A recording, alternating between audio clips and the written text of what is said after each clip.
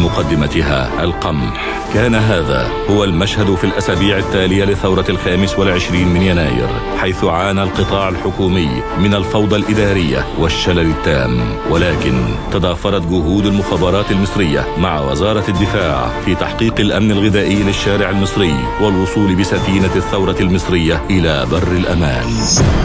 وعادت الصقور المصرية لتنشب مخالبها الحادة فوق أوكار الجواسيس. كان الكشف عن هذا الرجل ضروريا بما يكفي لحماية مخدرات ثورة يناير ووقاية شبابها من الإدلاء بمعلومات يمكن أن يستغلها أي جاسوس مقنع للإضرار بالأمن القومي المصري. رفعت المخابرات المصرية حاجز السرية هذه المرة وكشفت عن حقيقة الجاسوس إيلان جرابيل، الجندي السابق بجيش الدفاع الإسرائيلي، تخفى وراء عمله في منظمة أندرسون للاجئين العرب الكائنة وسط القاهرة، والتي أصبحت هي والعديد من المنظمات غير الحكومية ساترا لأعمال التخريب والتخابر. اتخذ إيلان جرابيل من جواز سفره الأمريكي غطاء لعمله الجاسوسي القائم على التفتيش في نوايا الثوار الأنقياء في قلب ميدان التحرير. كانت المخابرات المصرية في انتظاره، تابعته وهو يحاول جمع المعلومات عن الأوضاع السياسية والاقتصادية والأمنية. إيلان جرابيل تم دفعه من قبل المخابرات الإسرائيلية كي يتلقى تدريبا لتعلم اللهجات وثقافة الشعوب العربية لا سيما مصر، ثم أصبح مسؤولا عن التعامل مع المصادر والعملاء وجمع ما لديهم من معلومات ثمينة. تعايش إيلان مع عدد من السياسيين والثوريين، وتمكن بحرفية رجل المخابرات أن يحصل على بعض المعلومات عن أهم الثوار. قام أيضا بتكوين علاقات مع بعض عناصر من السلفيين والإخوان المسلمين، تردد برفقتهم على بعض المساجد مدعيا رغبته في اعتناق الدين الإسلامي. ظهر بصورة سافرة إبان أحداث جمعة الغضب الثانية، وكان أحد المحرضين للتظاهر أمام قسم شرطة الأزبكية، حيث واصل دوره المخابراتي بتصوير المتظاهرين والمدرعات العسكرية، لكنه في النهاية سقط في قبضة المخابرات العامة المصرية التي اتخذت حياله الإجراءات القانونية وقدم للمحاكمة، ثم تم تسليمه مقابل الإفراج عن عدد من المصريين المسجونين لدى السلطات الإسرائيلية. كان أهم الدروس المستفادة من القبض على إيلان جرابيل ضرورة أن يتمتع كل مواطن بالحذر في الإدلاء للغرباء بأية معلومات لها طابع السرية أو الخصوصية عن الأوضاع الداخلية للبلاد. فراغ أمني حاولت القوى المعادية للثورة أن تملأه بالعملاء، لكن شبكات التجسس سرعان ما انهارت مثلما تتهاوى بيوت العنكبوت. الزمان أكتوبر 2011. أما الحدث فكان فضيحة تمثلت في كشف المخابرات المصرية عن مؤامرة خارجية تهدف للوقيعة بين الشعب وجيشه وأجهزته الأمنية.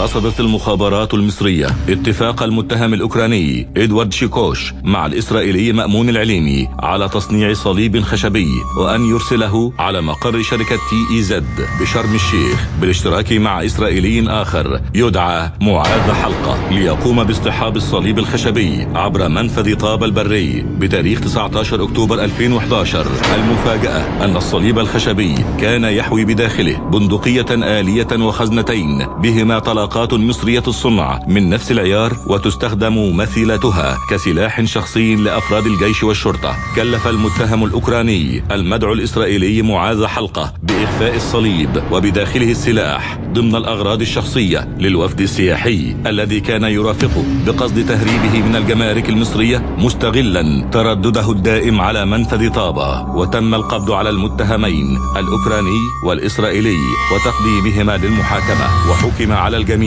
بالأشغال الشاقة المؤبدة. تخرج الأفاعي من جحورها تحت جنح الظلام، تحاول أن تملأ الفراغ الأمني بالجريمة الدولية المنظمة. عبء جديد يضاف على كاهل الصقور بعد ثورة يناير، وبالتنسيق مع كافة الأجهزة الأمنية تنجح المخابرات المصرية في إحباط أكبر مخطط إجرامي لإغراق مصر بالسلاح والمخدرات. تسهم المخابرات المصرية في القبض على عنصرين أجنبيين بحوزتهما بنادق قناصة مفككة وطلقات من عيار من نفس الأسلحة. هذه العملية كانت معدة لتنفيذ عمليات اغتيالات لبعض الشخصيات الهامة. المخابرات المصرية تحتضن الوطن، تنجح في التصدي لكافة تحديات الأمن القومي عبر شتى الملفات، وفي القلب منها الجريمة الاقتصادية المنظمة التي تهدف إلى ضرب الأمن الاقتصادي الذي هو عصب الأمن القومي. عشرات الجرائم الاقتصادية المنظمة والمخابرات المصرية كانت دائما خط الدفاع الأول عن اقتصاد مصر. اندلعت الثورة الليبية بينما العمالة المصرية تعاني من وطأة الحصار في بنغازي ومصراتة، في طرابلس والبيضة والخمس وباقي مدن المواجهة الليبية. أزمة أدارتها المخابرات المصرية بالتنسيق مع وزارتي الدفاع والخارجية، وانتهت بتوفير ممرات جوية وبرية وبحرية آمنة لعودة 800 ألف مواطن مصري إلى أرض الوطن.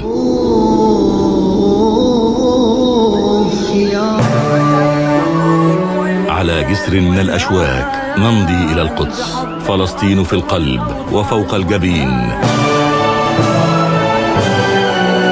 قضية حملتها المخابرات المصرية فوق أكتافها لأكثر من نصف قرن.